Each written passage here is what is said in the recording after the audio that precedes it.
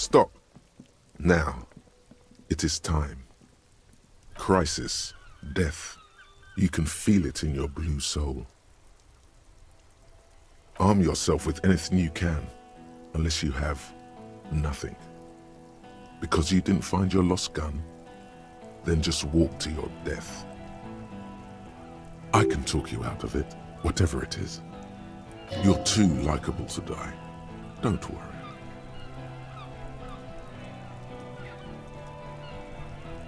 Then you'd better get ready.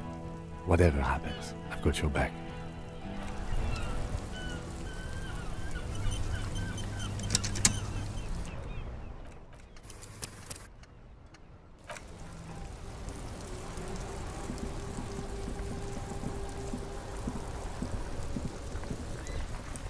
Inside, you see a set of steering levers, a radio microphone, a pull-out tool. This is Precinct 57.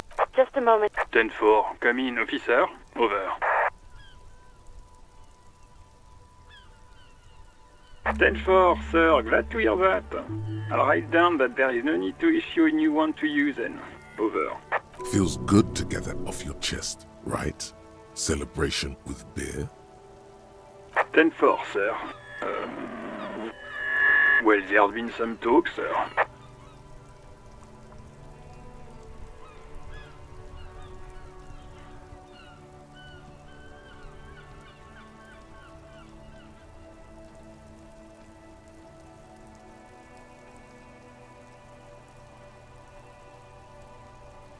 I only meant that there's been some talk in the station, that's all.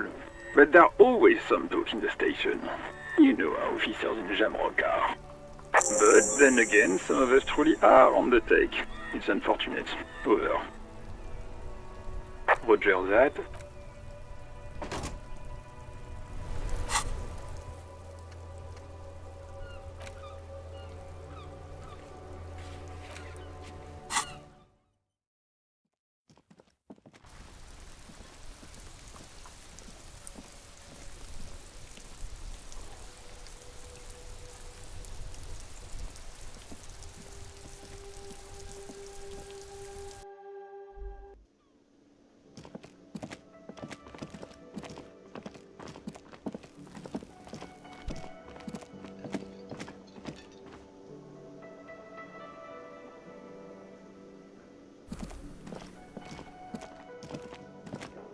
Hi again, gendarme.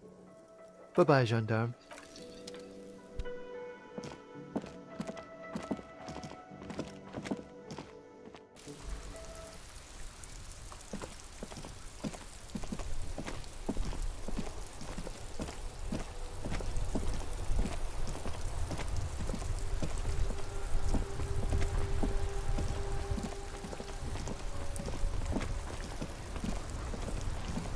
I'm all out of shits to give, loincloth. Welcome to the fucking reckoning. Put your damn gun down. People are gonna get hurt. We need to talk this through. All right? Shut up! You're not gonna talk yourself out of this, loincloth shit fuck. Shh.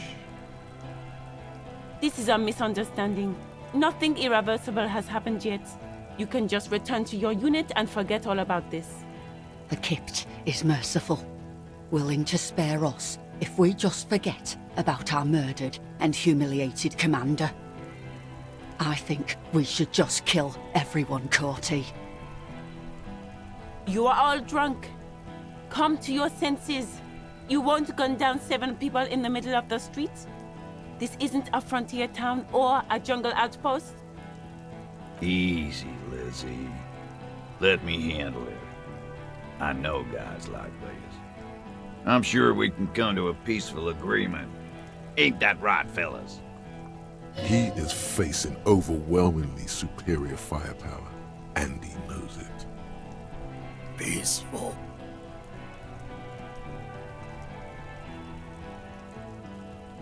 Nest in your abdominal cavity like a little wild mouse. The masked man's words are barely intelligible, but you can hear them. Fuck, there's the third one. How did we miss something like this? The lieutenant is genuinely worried for his life. You should consult him before getting in there.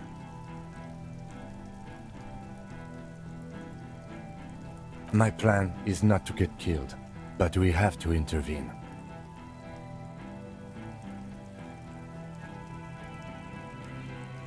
The mercenary tribunal.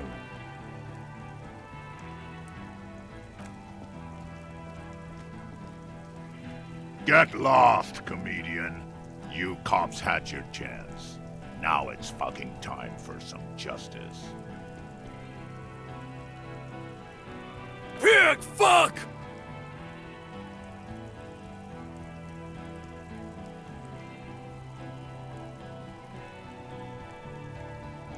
Oh, people are gonna die today. We're not leaving it like this. These tribals hung him up for everyone to see. No one is going to kill anyone. Let's just put the guns down and talk like civilized human beings. With a wordless gurgle, the killer loads his long rifle. The leader gives a small nod to the helmeted man. You feel your fists contract as you stand there between these men, all carrying real weapons. No, it's okay. Soften him up and trust the others to attack if it comes to that. Make him talk. Present an argument. Peace. Always peace. It has worked thus far. Start with the first idea you have. Move down from that. Please.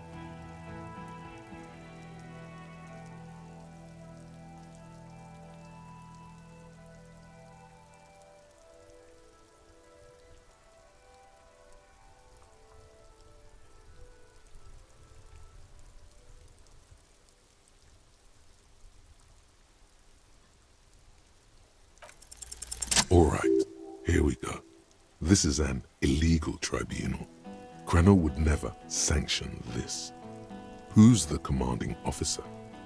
Take your pick.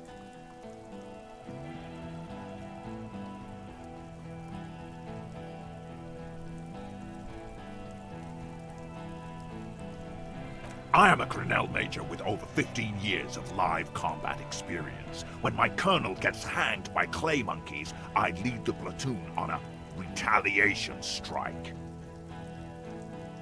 Nah, I just have the biggest gun. Technically, the other man has the biggest gun, but we're beyond that now. King Reaper.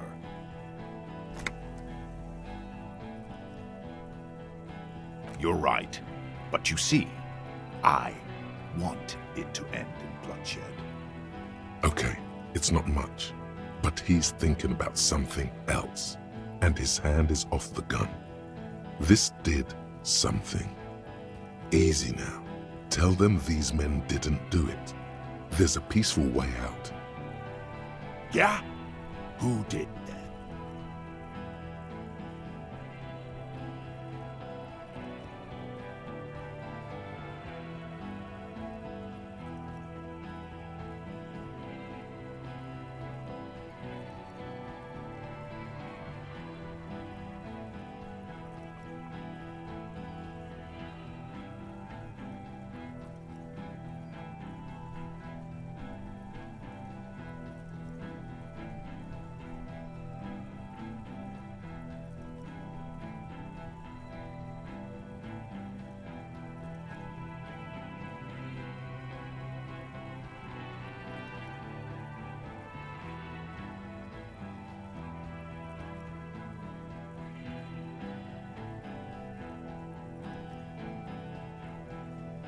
How fucking convenient.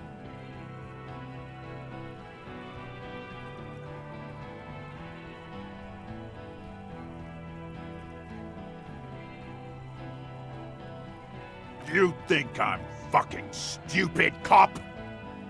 What if I just shot one of your pals here, right now, huh? How about the kid? Tell me, it's a magic fucking sniper one more time. Listen, please. This cop and this drumhead court marshal won't decide who... Hardie boys confessed to hanging him, all together. Titus said, "We took him out back and hanged him." He said it loud, in a public place.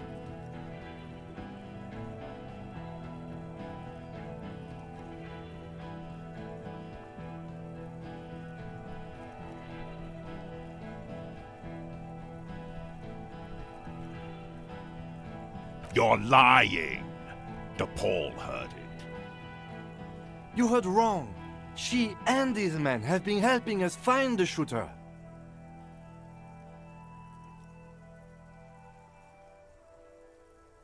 Fucking liars. The shot rings in your ears, a low, tinny ring. Then the Hardie boys yell something. The young woman stands and looks behind her. The shot has flown over her head, crashing a small pane of the glass window behind her. I missed. I know what I heard, Corty. They said they killed him. They said it was a good way to end a Sunday night. That doesn't sound good. You need to change the topic now, or there will be another shot.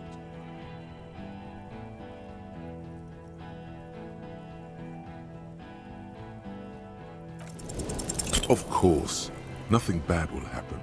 Talk about his dead friend. He seems stable enough to take it. Even better, it will further destabilize him, cost him time, and maybe even lives. Don't fucking talk to me about my brother, Loincloth. Okay, yes. Immediate failure. Things are worse now. He's observing your every motion carefully. Ruud. Ruud is the killer.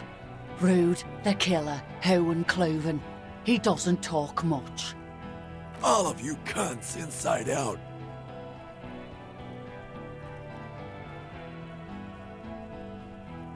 The gunner, the raddest, the killer. What do you think he does?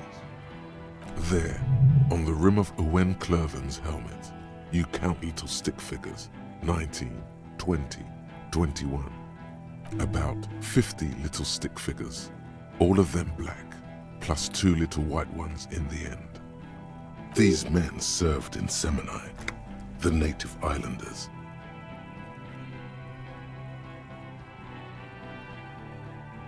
That's right. Plenty of kips here in Revachol, too. T, let's fucking do it. You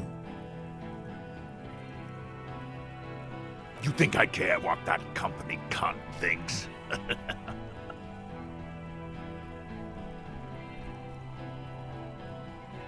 Fucking waste this fuck!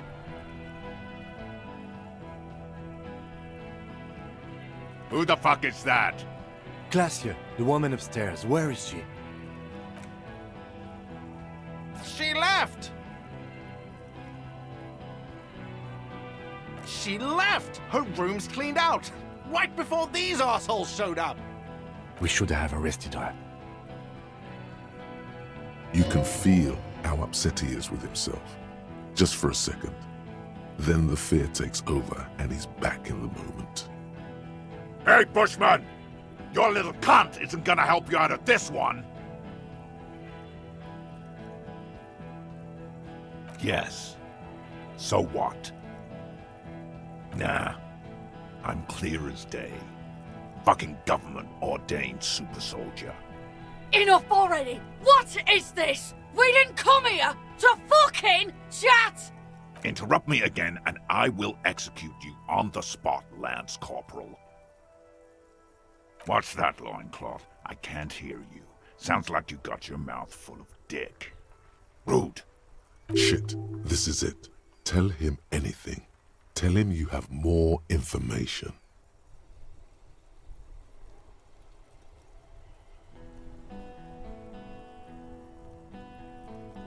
Ruud. Kill him.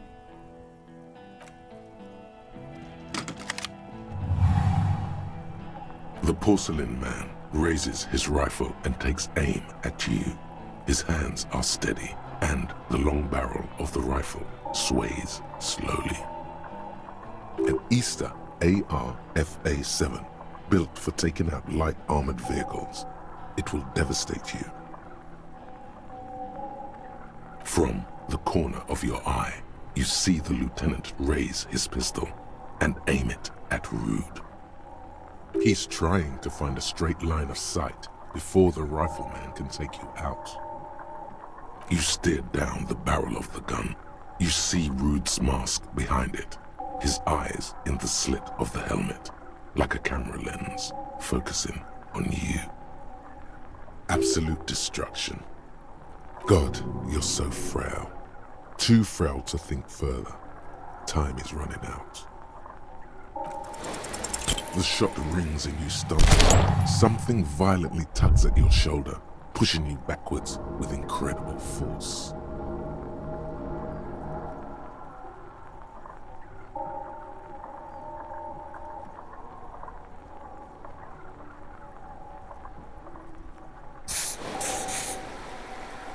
A volcano of burning pain erupts from your left shoulder.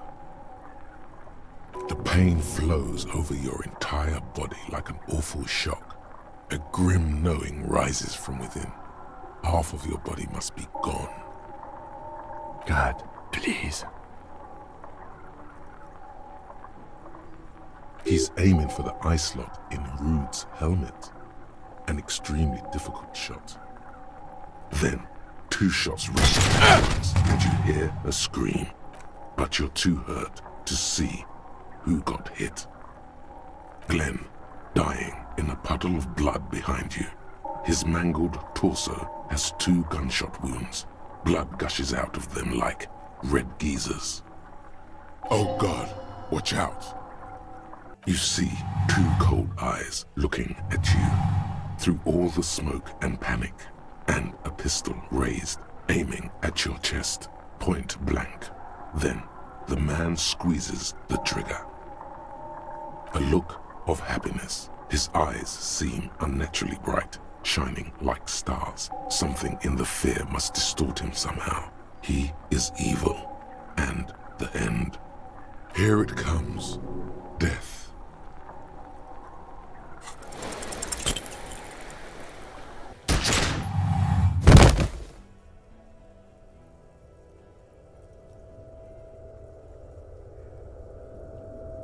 You can't. There is no time. Something inside your pelvis explodes. Your entire lower body is on fire, and your legs can't support you. You fall down like a rag doll. The pain is too immense to scream. It pushes the air out of your lungs. Everything goes dark. A distant blur as you recede into it. The Hardie boys are yelling. Someone is running, jumping over you. In the background you hear gunfire shatter glass, and then a man in pain. A familiar sound. It's Titus with a splat like meat. You hear bullets rip into him. His voice, still giving orders, grows fainter. A gurgle. He's not gonna make it. Nothing. A persisting darkness. Dancing lights of pain. Distant shadows cast by them, like a hellish play. You're bleeding out.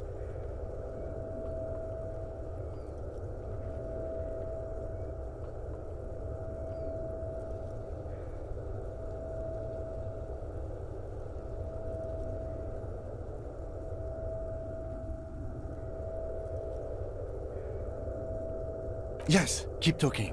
Stay awake. Look at me. But you can't. It's so hard. Your eyelids grow heavy, and the sounds ever more distant. And a cold comes over you.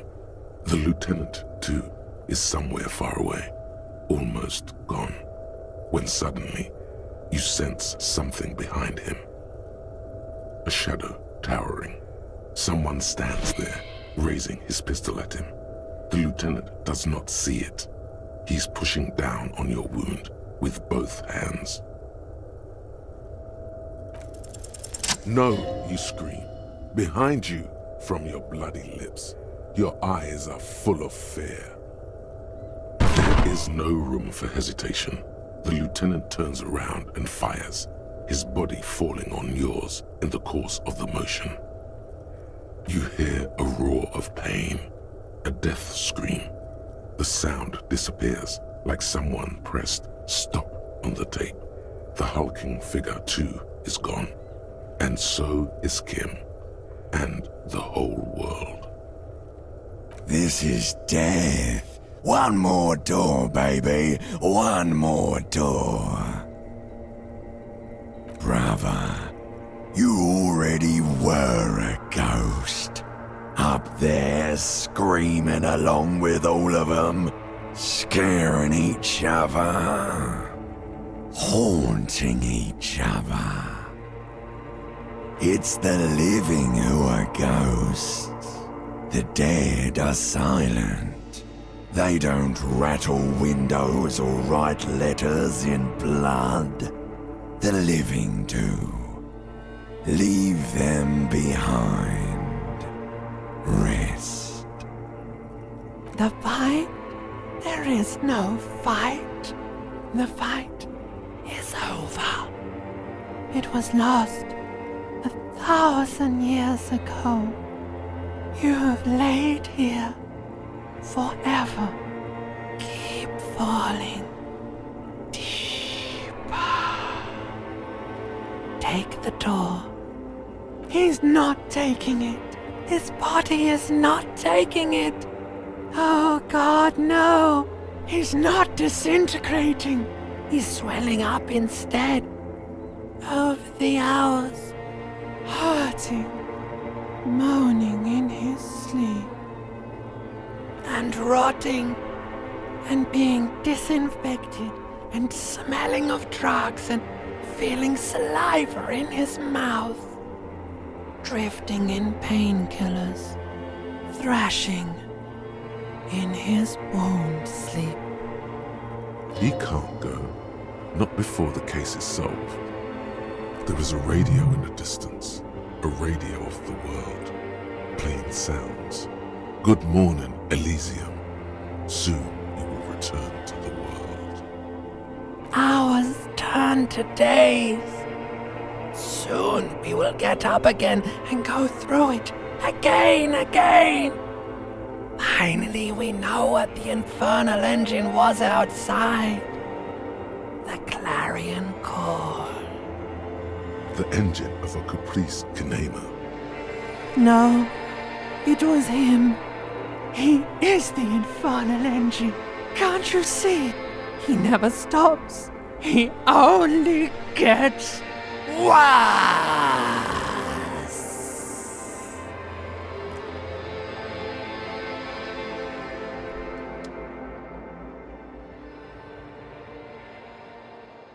You see the lieutenant's familiar shape in the orange jacket. It turns double, then triple, from the pain. Sunrise, parabellum.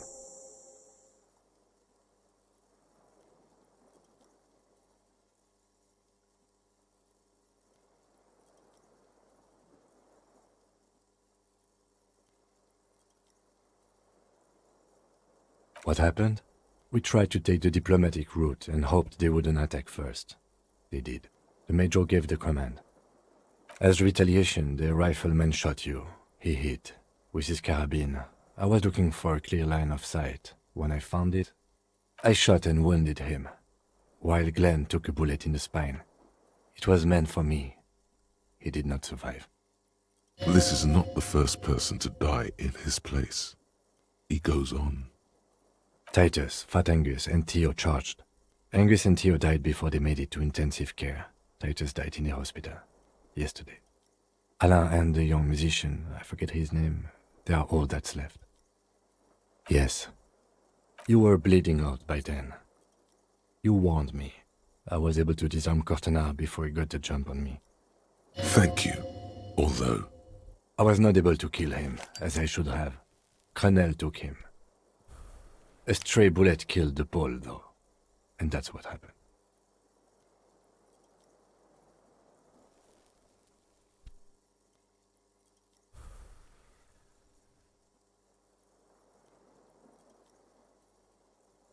He's in a private hospital across the river. Colonel claimed him from the local butcher shop where Titus died. Turns out he's insured. We won't get to him anymore. The good news is he's not coming here either.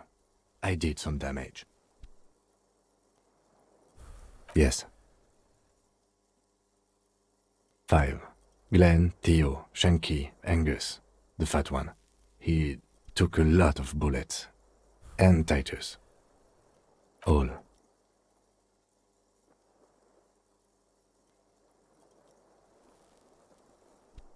Yes, officer. 7 people are dead. It's not a success. But what's done is done. The violence is cordoned off. The Hornets did not get into the beehive. The worst scenario has not materialized. Yet. And we are still alive. Both of us. He did not expect you both to survive once you stepped between those two armies. His smoking, his hunched back. You have it worse, but he took a real beating. That cigarette has medicinal purposes. Sunrise parabellum. Sunrise, prepare for war. It's an old revolutionary saying. The gates of the harbor are boarded up. The streets are a little more empty. Apocalyptic violence is yet to erupt, I am relieved to say. I think we may have held it off, for now. Barely.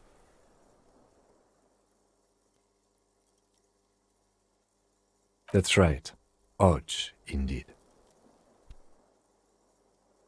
Mr. Garte cleaned it. It took him an entire day. 2 days, in and out. You've been up enough to take Dramamine and curse. And drink water.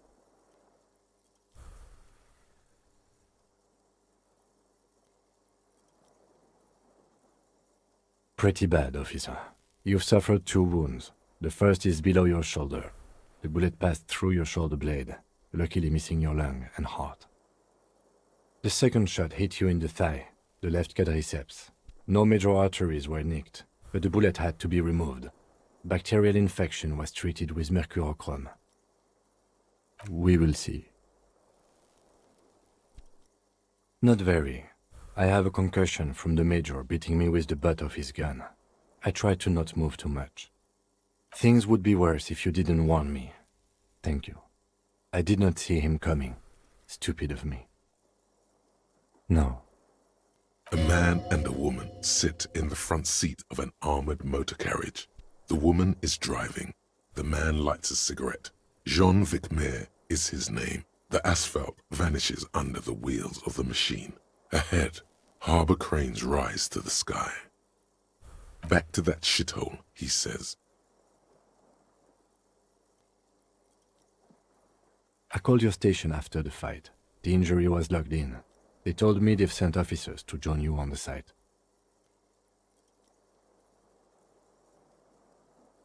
I'm sure they're worried about you. I did. No need.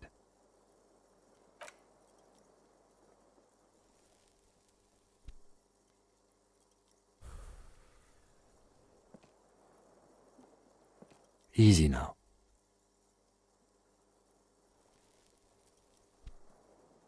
How are you?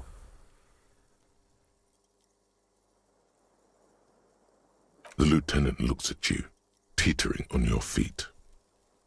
I honestly don't know. We can't talk to Everard. The harbor is in lockdown. Everyone in there is outside our grasp now, and Joyce has left too. Yes, she left yesterday morning, to meet the board of Wild Pines, or that is what I've heard. There's a pin somewhere in the machine that keeps Connell from sending in a death squad. Maybe it's her.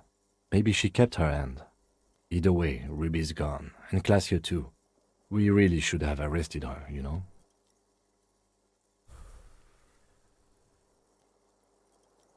Guard confirmed she left 20 minutes prior to the tribunal showing up. I don't know. I think the theory you presented, it's someone else outside our circle of suspects, was right. It better be. Everyone within the circle is either dead or gone. Honestly, I think our investigation has not produced a single credible suspect.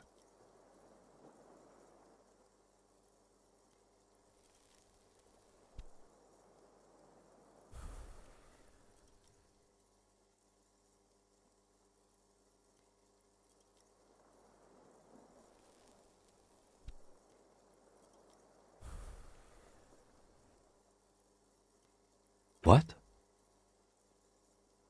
Every piece of garbage in the city is not connected to the case. You don't have to keep everything. He's wrong. Okay. Yes, God cursed the footprints, not solving the case for us. Au diable. We should go upstairs, rethink the ballistics in situ. I agree with this. What else? It's extremely easy. There are thousands lying around. We found one, all completely unusable. It's precisely how easy it is to find one that makes the bullet useless. We could find thousands more if we wanted. All of Revachol is full of them. But they seemed so mysterious. No need to be melodramatic. He arches his brow. The ceiling fan patiently spins overhead.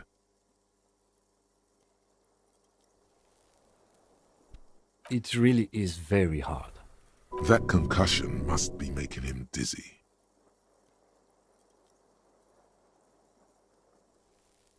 No. Are you ready to limp? Good. Where do you want to limp to? The lieutenant did mention doing more ballistics. Also, it's just close enough to endure the walk. Why not?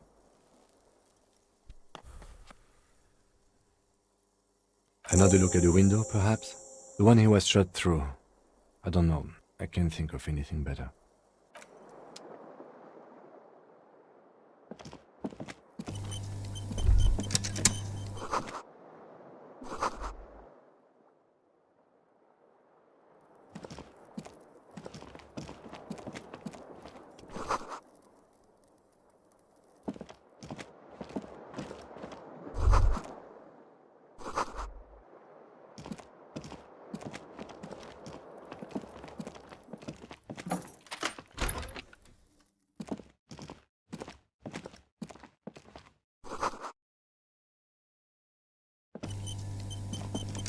These papers bear the stamp of the RCM.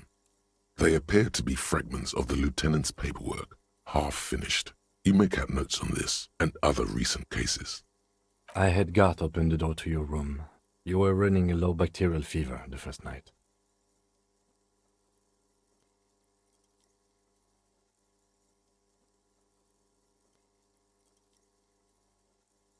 It would have been easy were it not for my concussion.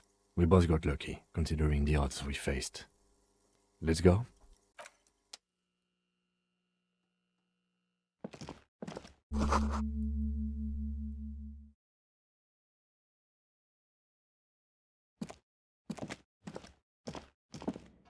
The bathroom mirror has been wiped.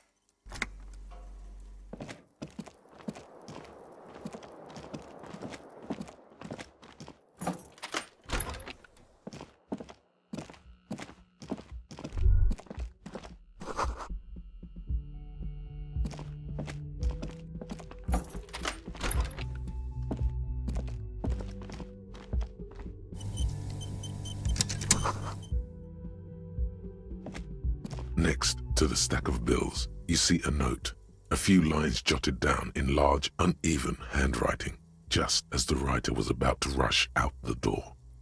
I'm sorry, I fucked everyone over. P.S. I didn't kill him. P.P.S. Gift upstairs. A gift?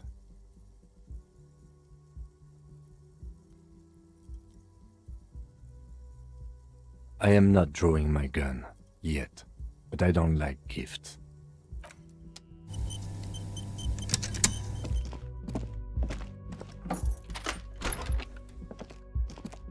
The medicine cabinet is pity. Mm-hmm. She certainly had her priorities straight when she was packing.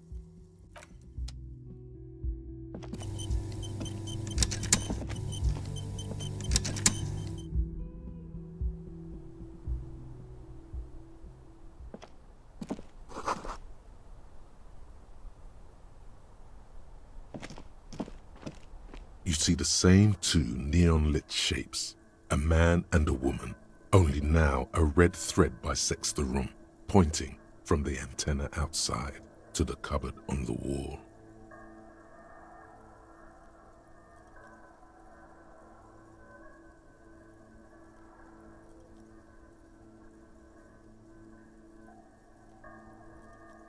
This is ballistics. She's left a trajectory for us.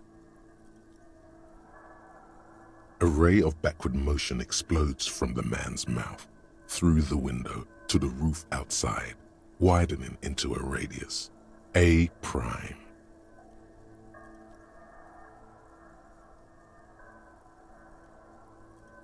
Maybe if you extrapolate all possible points of origin first, the thread will make sense. According to your map of the district, this shot could have come from a wide angle of locations, starting with the northern edge of the abandoned boardwalk, ending with an islet in the bay. Let's call them B prime. B prime for boardwalk, B double prime for Land's End, and B triple prime for the islet detective. There may be smaller points in between, but those are too fine to zoom in on. 700 meters away, the likeliest of these B positions, 20% chance. A skilled sniper could have made the shot, provided he had a safe sniper's nest. Even with the light on inside, we're talking military training. At that distance, the perpetrator would have had to take wind direction into account. This would explain why no one heard the gunshot. The bullet came from far away. 1.2 kilometers away, the least likely of these positions, let's say 3%. A truly skilled sniper could have done it, possibly from a tent. No, too far-fetched. 1 kilometer away, an unlikely point of origin. Beyond the docks somewhere, on an islet in the Bay of Martinez perhaps. There are islets there, badly charted as they may be. The shot would have been a small miracle, 5% likelihood. There is an extremely narrow field of view from the bay to the window, between Rue de Saint-Ghislain 8B and 33A. The angle would have been extreme and access to the islets is questionable, but it is a possibility. Then there's the thread the witness left. She did have a first-hand view of the event. Perhaps she found something in the outer reaches of her memory of it. You need to inspect it again.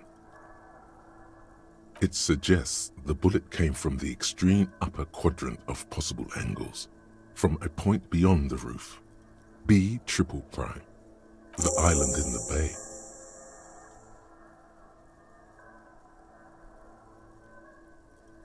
Unless she thinks the perpetrator was standing on the ring antenna. That is where the thread seems to point.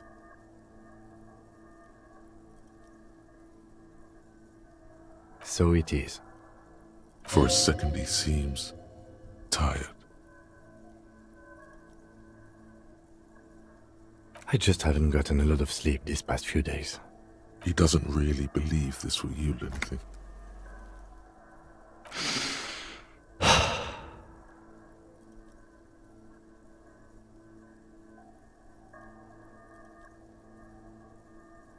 Of course. I mean, how do we get there? Joyce Messier had a sloop, but she's gone. Maybe there were boats there. We should ask around. Let's go.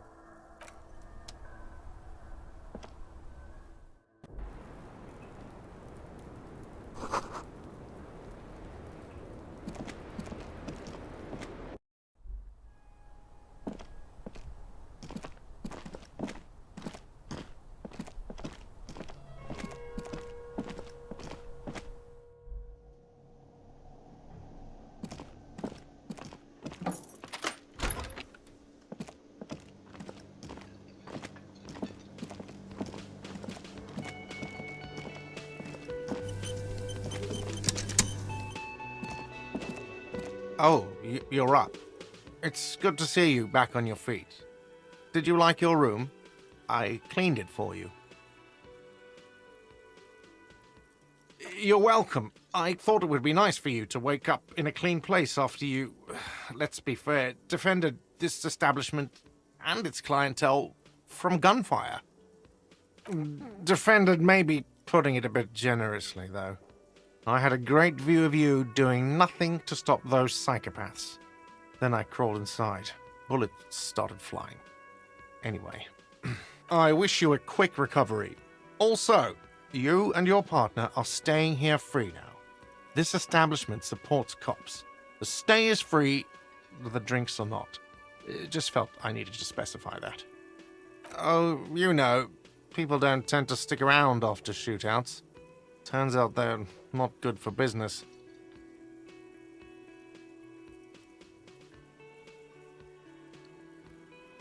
I don't remember everyone who comes here, and many people wear sunglasses inside lately. Must be a fad. No problem.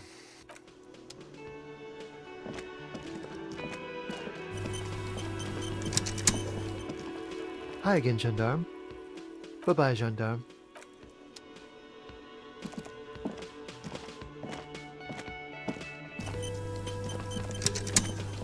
Seeing you approach, the bruised man clenches his fists. Oh, it's you. Didn't think we'd see you walking anytime soon. Elaine, look. It's the cowardly cop. Huh? What? He's very, very drunk. Our condolences for your losses.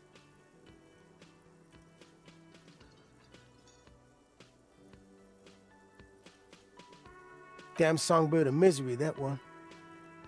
And do you have any information on this songbird of misery? God said she took off sometime before the firefight. That's all. Trying to remember if there was anything. Oh yeah, he said she seemed to be in a real hurry. Yeah, you too. It's a rough world out there. Both of you. We shouldn't have fucked with you like we did. You got between us and a lot of bullets in that fight. Matinees owes you one. That's kind of you to say. Take care of your friend, okay? I will. You take care of yours. A sharp pain shoots up your side and into your stomach. You must not look too good. Luckily, it passes.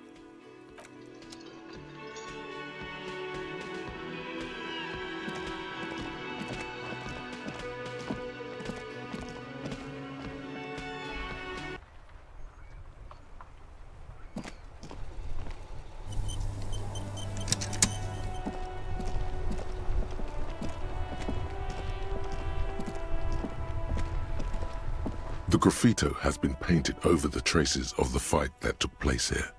It smells of blood and heavy fuel oil. This was Cindy the Scar. The lieutenant crouches, touching the fuel oil with his finger. Looks like it, yes.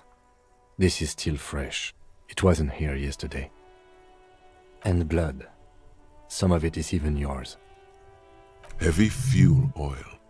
Isn't that flammable? Okay. Sorry. Whew. Close call.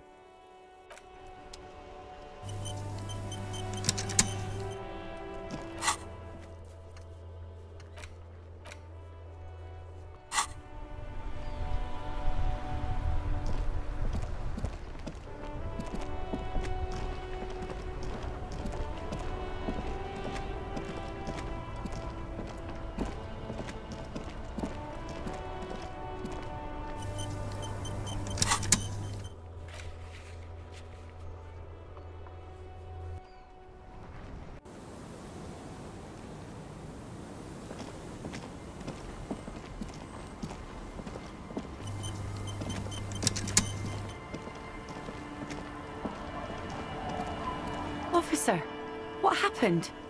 You're wounded. Why are you wounded? You look terrible. You're not limping. You're you. She sounds almost disappointed with you, reprimanding you for falling and hurting your knee.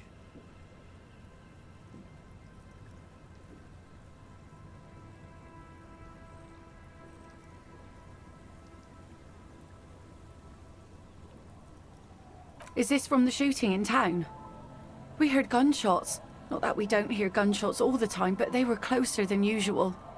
There was an exchange of fire on Rue de Saint-Guylaine. It's nothing to be worried about, madame. Of course. Can I help you with something?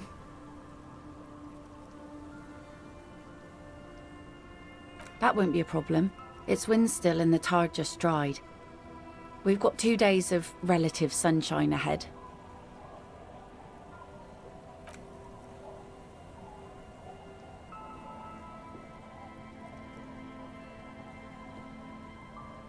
Hasn't been there herself. Who has then?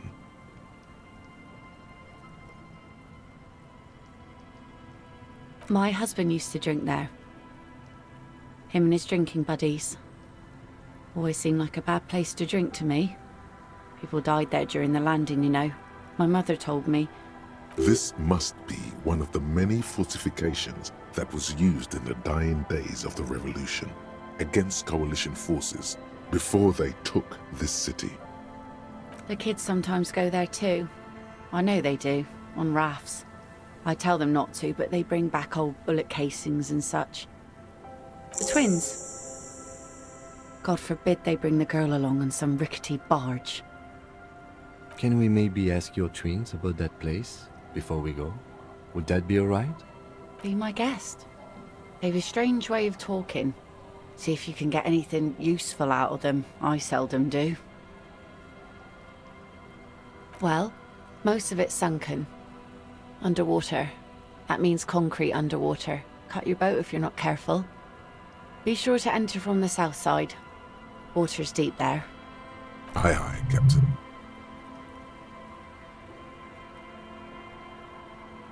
If you promise to bring it back, and no scraping the hull, I just got it nice and yellow, and no drinking on the boat, and no joyriding either. Of course, ma'am. It's only for a day or two. Official police business. Aye. The crow's feet disappear from the corners of her eyes as she smiles at you. Please be conservative with the fuel, will you? Just filled her up, but it's a small tank.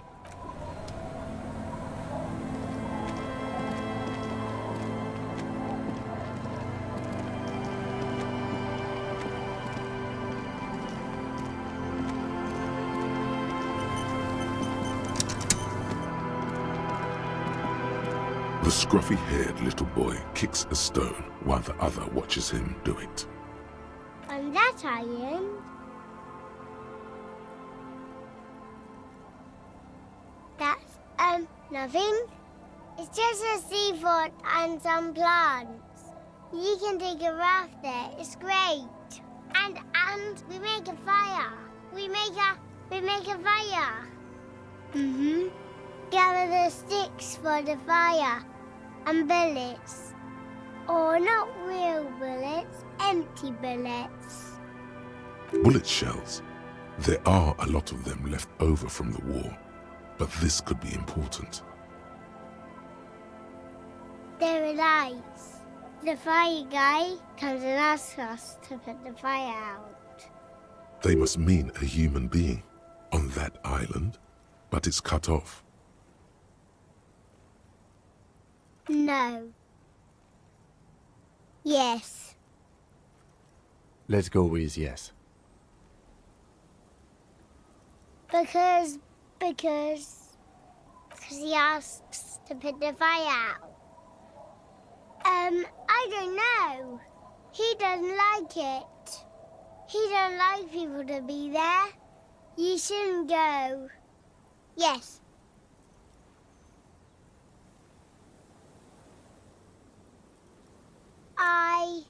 I don't know. Did you mean there are electrical lights? Yes. No, he doesn't live there. I don't think. No, he lives there. Been there twice, 2 times. He doesn't live there. He isn't there sometimes. Anything else? What does this guy look like? I don't know. We ran. He just yelled we shouldn't be there. There's Lights, fire guy. We should check up on that island.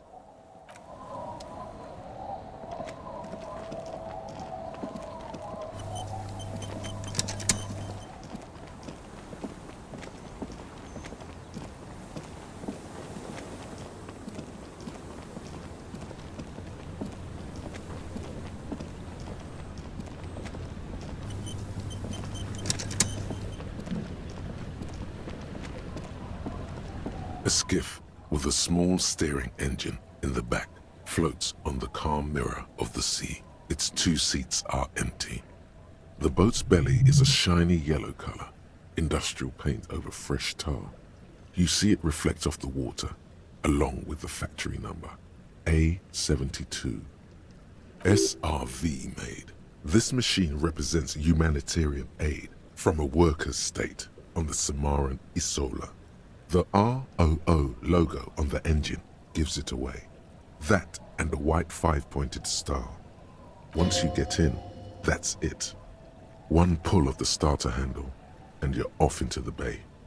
A strange trepidation comes over you. Are you sure you want to go now? Have you made all the necessary preparations? Closed all your accounts? Remember what the net picker said. It's a small tank. You won't be going back and forth on this.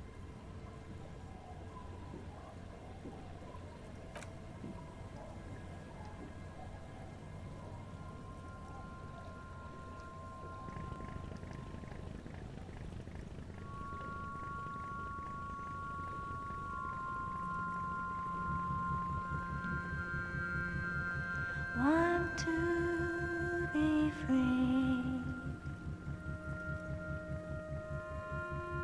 Want to be free. It will last forever.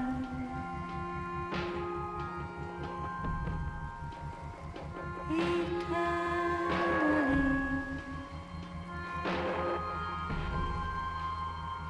Want to be free. Want to be free.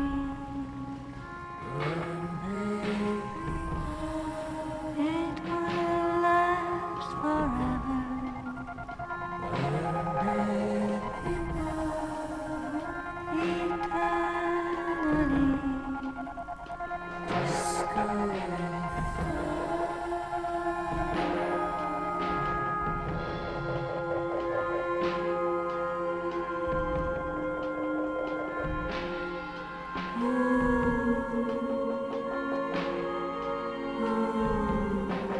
Want to be free. Want to